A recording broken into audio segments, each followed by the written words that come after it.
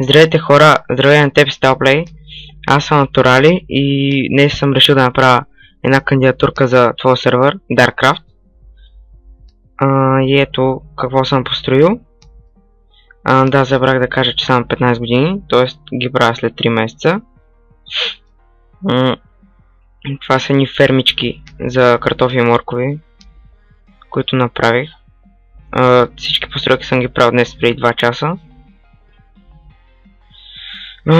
Това трябва да бъде нещо като хамбар, където се съхранява житото.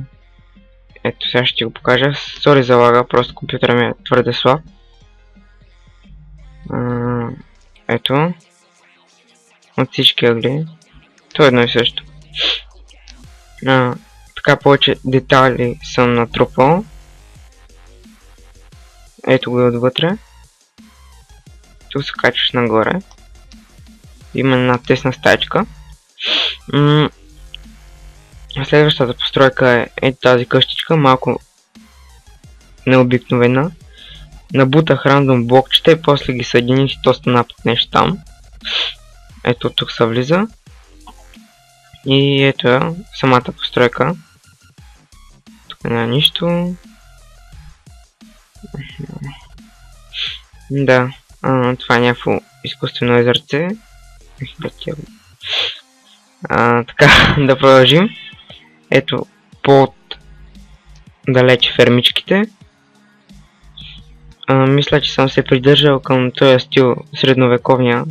Там как беше.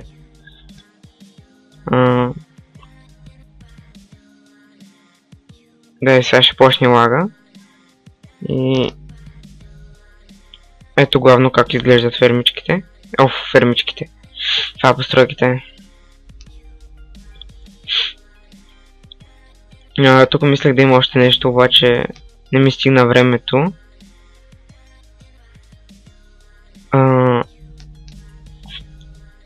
Изкуственото езерце съм направил тези за красота.